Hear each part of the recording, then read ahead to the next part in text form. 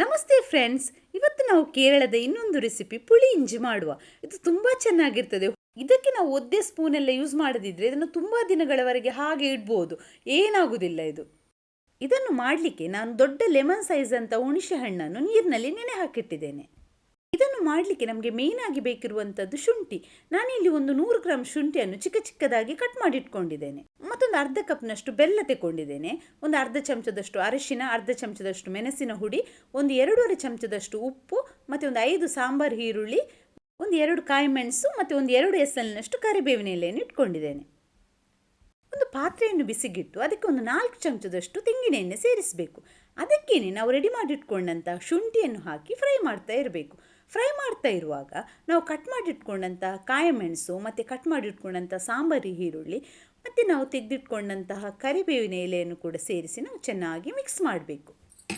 ಇದನ್ನು ಫ್ರೈ ಮಾಡ್ತಾ ಇರುವಾಗ ನಾವು ಒಂದು ಅರ್ಧ ಚಮಚದಷ್ಟು ಉಪ್ಪು ಸೇರಿಸುವ. ಇದಕ್ಕೆ ಸ್ಟವನ್ನು ಲೋ ಫ್ಲೇಮಲ್ಲಿಟ್ಟು ಇದನ್ನು ಚೆನ್ನಾಗಿ ಹೀಗೆ ಎಣ್ಣೆಯಲ್ಲಿ ಫ್ರೈ ಮಾಡ್ತಾ ಇರಬೇಕು. ಇದು ಗೋಲ್ಡನ್ ಕಲರ್ಗೆ ಬರುವವರೆಗೆ ಹೀಗೆ ಮಾಡ್ತಾ ಇರಬೇಕು.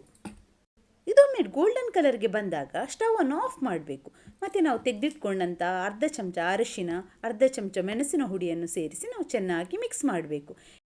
ನಾವು ನೆನೆ ಹಾಕಿದಂಥ ಹುಣಸೆ ಹಣ್ಣನ್ನು ಚೆನ್ನಾಗಿ ಹಿಸುಕಿ ಅದರ ರಸ ತೆಗೆದು ಅದನ್ನು ಕೂಡ ಇದಕ್ಕೆ ಈಗ ಸೇರಿಸಬೇಕು.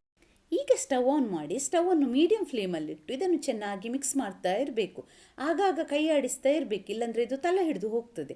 ಮತ್ತು ಈಗ ರುಚಿಗೆ ತಕ್ಕಷ್ಟು ಉಪ್ಪು ಸೇರಿಸಬೇಕು. ನಾವಿಲ್ಲಿ ಉಪ್ಪನ್ನು ಒಮ್ಮೆಲೇ ಸೇರಿಸದೆ ನಿಮಗೆ ರುಚಿಗೆ ಅನುಗುಣವಾಗಿ ನೋಡಿಕೊಂಡು ಹಾಕ್ಕೊಳ್ಳಿ. ಒಮ್ಮೆ ಉಪ್ಪು ಜಾಸ್ತಿ ಆದರೆ ಮತ್ತೆ ಎಂತ ಮಾಡಲಿಕ್ಕೆ ಆಗೋದಿಲ್ಲ ನಮಗೆ. ಇದನ್ನು ಹೀಗೆ ಮಿಕ್ಸ್ ಮಾಡ್ತಾ ಇರುವಾಗ ಇದು ಸ್ವಲ್ಪ ತಿಕ್ಕಾಗ್ತದೆ. ಈಗ ನೀವು ಅದಕ್ಕೆ ರೆಡಿ ಮಾಡಿಟ್ಕೊಂಡಂತಹ ಬೆಲ್ಲವನ್ನು ಕೂಡ ಹಾಕಬೇಕು. ನಿಮಗೆ ಸಿಹಿ ಜಾಸ್ತಿ ಬೇಕಾದರೆ ಸ್ವಲ್ಪ ಬೆಲ್ಲ ಜಾಸ್ತಿ ಹಾಕ್ಕೊಳ್ಬೋದು. ಬೆಲ್ಲವನ್ನು ಕೂಡ ಸೇರಿಸಿ ಇದನ್ನು ಚೆನ್ನಾಗಿ ಮಿಕ್ಸ್ ಮಾಡಬೇಕು. ಇದೊಂದು ಈ ಹದಕ್ಕೆ ಬರುವಾಗ ನೀವು ಸ್ಟವ್ ಆಫ್ ಮಾಡ್ಬೋದು. ಇದು ತಣ್ಣಗಾದ ಮೇಲೆ ಇನ್ನೂ ಸ್ವಲ್ಪ ಜಾಸ್ತಿ ತಿಕ್ಕಾಗ್ತದೆ. ಇದನ್ನು ಆಗಲೇ ಯೂಸ್ ಮಾಡೋದಕ್ಕಿಂತ ಮರುದಿನ ಯೂಸ್ ಮಾಡಿದರೆ ಚೆನ್ನಾಗಿರ್ತದೆ. ಹೀಗೆ ಮಾಡಿದರೆ ರುಚಿಯಾದ ಪುಳಿ ಇಂಜಿ ರೆಡಿ ಆಯಿತು.